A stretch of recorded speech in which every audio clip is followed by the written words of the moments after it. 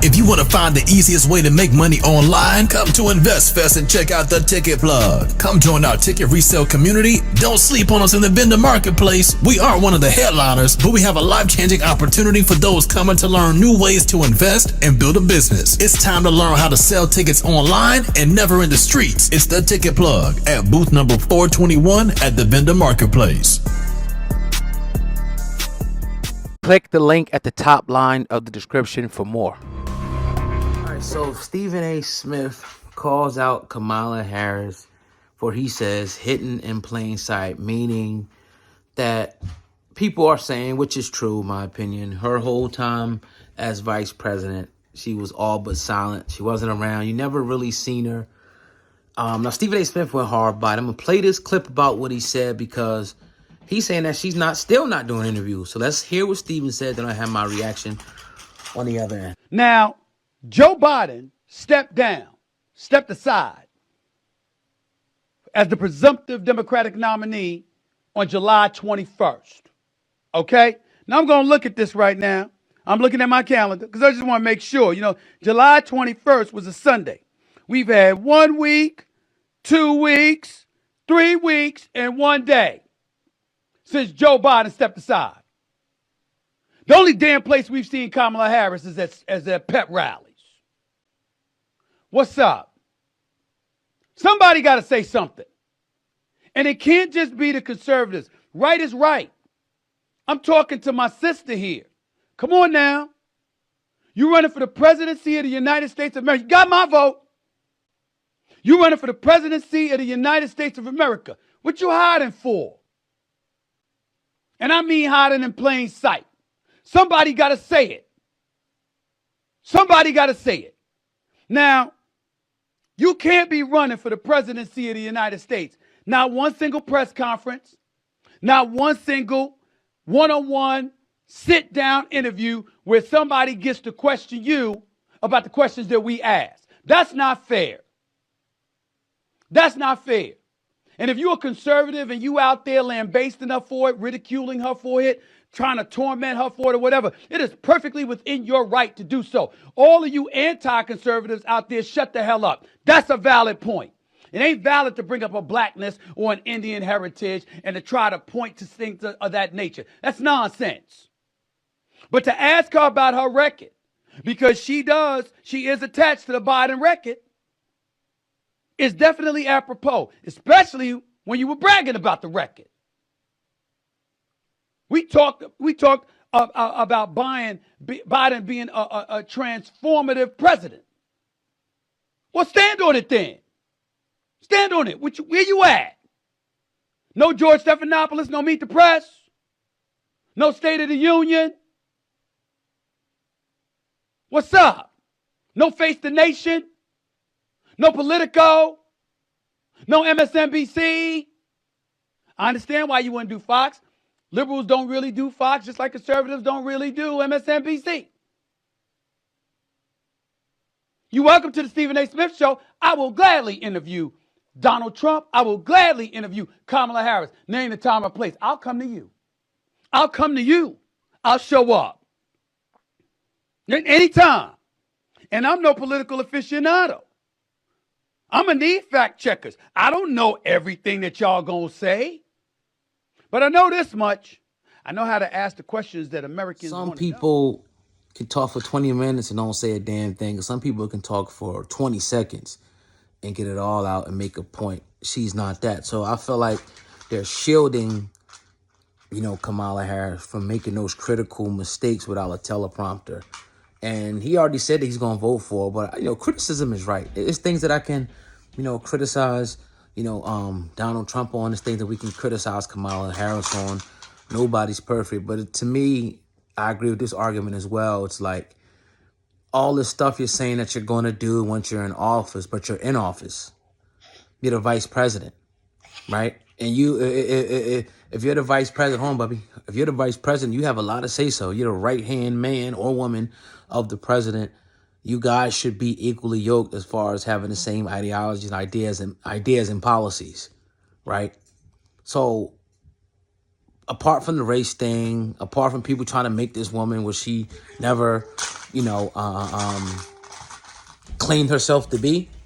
It's silly to me. You got people, I even see people going as far as, saying that if you got 1% this, you're that. And to me, it's what you identify with. If you identify you don't want to be, then be that. Or don't be that. I'm not going to make you something you're not. And that's what people are doing. I'm not even going to mention clowns like Plies and you got the Roland Martins and things like that. These people are puppets on a string, and they're not to be taken serious, right? You just can't take them serious. Plies is hustling. He's getting money. He's hustling. He's getting money. But see, we really have to, it amazes me the level of ignorance that I see coming from some people, right?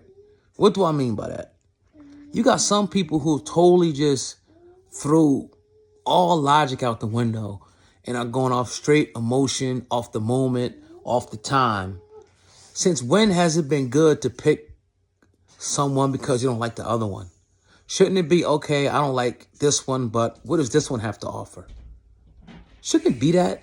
Why do we sit around and have this ideology as if, we're just going to, this person is that and he's a racist? And since when?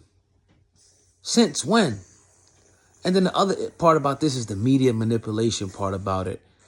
And you see the guys like Elon Musk and Donald Trump, but then you see it. You see that most of the media outlets are totally using their power to boost Kamala and down Donald Trump. That should tell you something.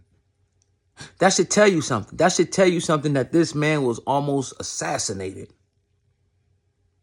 That should tell you something. And the people saying, well, they always say this person inherited an economy. Well, if that's the case, right, which is very ironic, the 4 years that Donald Trump was in presidency, it was pretty, people were dying a little low, buddy. It was pretty well for people. But the Obama years and the Biden years have been hell. Record inflation, people struggling. And then when you ask Kamala this, what she's going to do, right? Even though she's already in office, her only answer is telling you what's wrong. Well, I know it's hard on people's pockets and the first thing people think about is their wallets, but she never gives you a solution on what she's going to do. She never does. She never gives you a tangible solution. So the whole interview thing, her not really doing interviews, she sat down and did an interview with Uncle Luke, which is a total embarrassment. Like first you got Megan, and this was an old interview I'm hearing from Uncle Luke. This dude is talking about smacking ass, and this one shaking ass, and that's who you sitting doing an interview with, or you sitting down and doing an interview with a comedian, a cackling comedian. That's a joke. You better off sitting with that clown D.L. Hughley, right? It's a joke, people. I'm not just talking to black people. I'm talking to people in general. This is a joke. It's a farce. And if you can't see through it, it's just sad.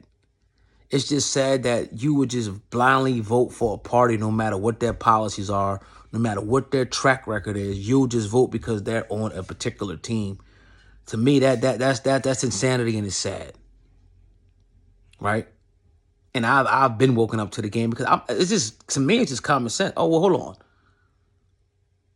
on. Why would I vote Democrat? Or why would I vote Republican? Like, because they told me to? Or no, hold on. Whoa.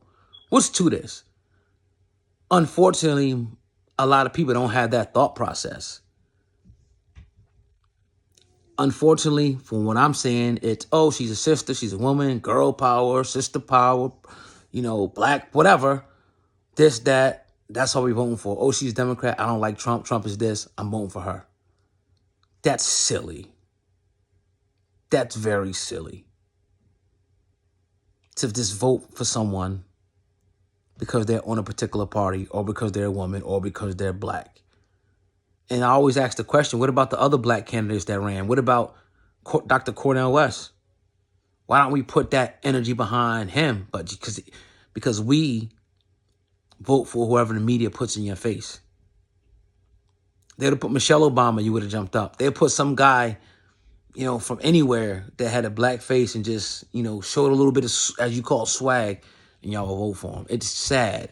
And in closing, it's sad that we don't pull our power together to at least say, all right, this is what we want. Ice Cube tried it. And what happened? Joe Biden lied and didn't meet with him, which I still support him. It's the same that we don't say, all right, Kamala, look, we with you, sister girl, but look, this is our agenda. This is what we need done. If you want our support, if you want us to dance for you and spin and cackle like hyenas, right? This is what we need you to do.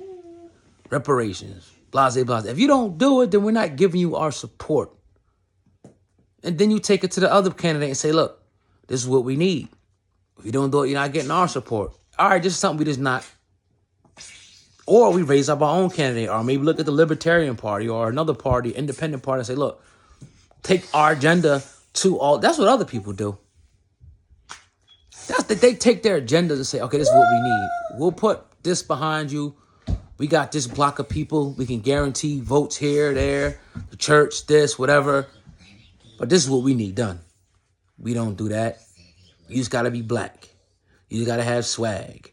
You just got to play the saxophone. You just got to shake your ass. You just got to be a woman. You just got to talk good. You just got to have charisma. You just got to have, you know, you know, whatever.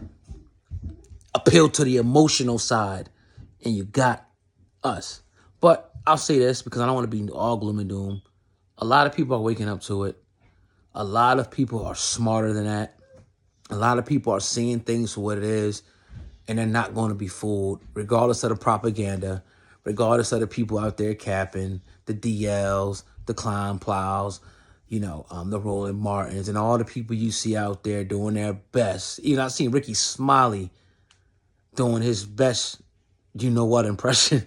It's just like, man, people have showed their ass like never before. And, you know, what you do is you just chalk it up and say, okay, look, this has always been a dichotomy, in particular the black community. You had a class of these people, a class of these people, a class of these people, and these people, and they have their separate categories. You just leave them there. Let me know what you think in the comment section. It's your brother Ugo.